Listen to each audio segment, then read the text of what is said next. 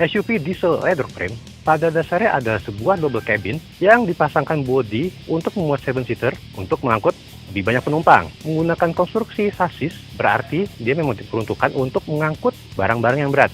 Tren ini dimulai oleh Fortuner dan Pajero Sport yang menggunakan basis Toyota Hilux dan Mitsubishi Triton.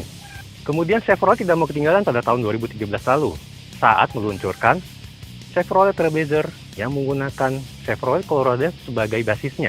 Kenyataannya, Trailblazer gagal menggoyang Fortuner dan Pajero Sport di puncak klasemen hingga akhirnya mereka berdua pun beregenerasi yang membuat Trailblazer semakin ketinggalan. Pada akhirnya, bulan lalu, Chevrolet Indonesia meluncurkan All New Trailblazer 2017 dengan banyak perubahan signifikan dari segi eksterior, interior, maupun tenaga penggerak. Ingin tahu bagaimana impresi berkendara All New Trailblazer 2017? Ikuti terus perjalanan saya. Meskipun mengusung nama All New di depannya, bukan berarti ini adalah generasi terbaru dari Trailblazer.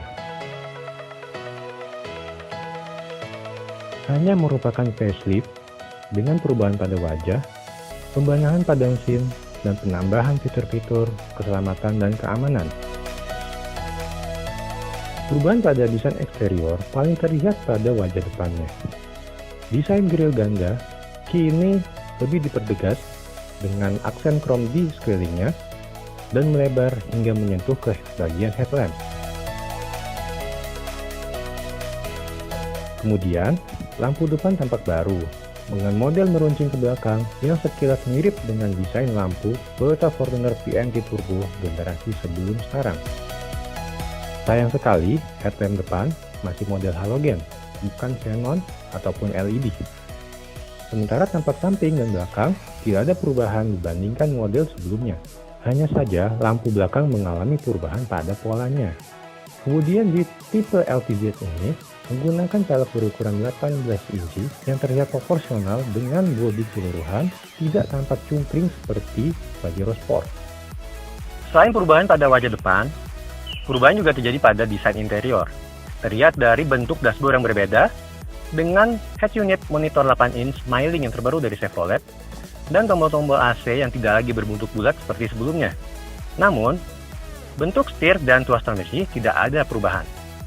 Head unit yang terpasang di dashboard tengah merupakan layar sentuh monitor berukuran 8 inci yang disebut oleh Chevrolet sebagai Smiling, memiliki konektivitas yang lengkap, terutama dengan adanya koneksi Android Auto dan Apple CarPlay. Paling menonjol dari Trailblazer terbaru ini adalah fitur keselamatannya. Beberapa tombol yang ada di dashboard dapat dilihat untuk mengaktifkan dan menonaktifkan fitur-fitur tersebut. Sebut saja adanya Lane Departure Warning, Electric Stability Control, Hill Start Assist, dan Hill Descent Control. Kemudian di setir ada tombol Forward Collision Alert yang merupakan fitur untuk menjaga jarak dengan mobil depan. Apabila mobil di depan mengerem mendadak dan kita belum melakukan deselerasi, maka akan timbul peringatan untuk kita segera melakukan pengereman.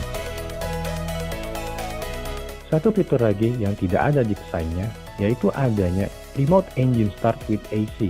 Mobil dapat dinyalakan melalui tombol di remote yang sangat berguna pada saat Anda ingin pergi namun tidak ada waktu untuk memanaskan mesin.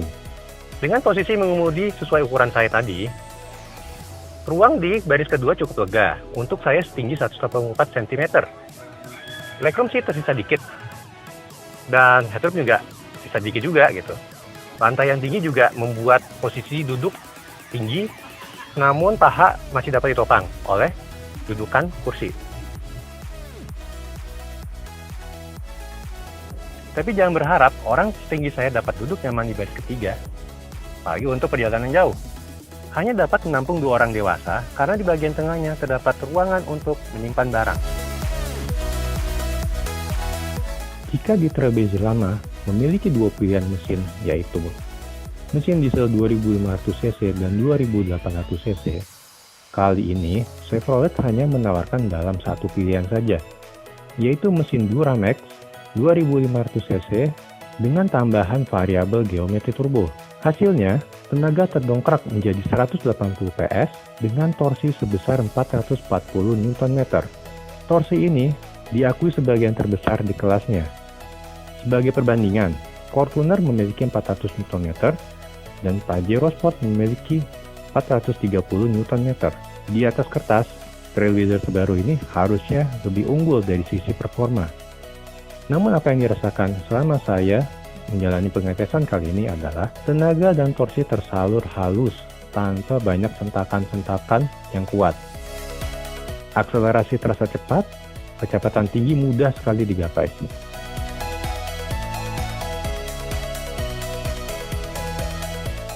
Impresi berkendara tidak ada bedanya dengan SUV diesel leather frame karena menggunakan sasis mode leather frame. Namun yang berbeda antara Trailblazer dengan Fortuner dan Pajero Sport, karakter yang ditawarkan lebih kasar dengan bantingan yang lebih keras. Walaupun tidak dapat mengurangi body roll yang cukup besar saat menikung cepat. Penerapan electronic power steering membuat putaran kemudi terasa ringan walaupun tidak memberikan feedback berarti. Rasio lock to lock yang lebih kecil dibandingkan Trailblazer sebelumnya membuat putarannya lebih kecil saat ingin bermanuver tajam sehingga terasa lebih lincah dibandingkan yang sebelumnya. Harga termurah, fitur terlengkap, membuat value Trailblazer sangatlah bagus. Akan bertambah bagus bila kualitas penjual Chevrolet di Indonesia semakin ditingkatkan. Karena tahu sendiri, mayoritas konsumen di sini lebih memilih membeli sebuah merek dibandingkan produk yang bagus.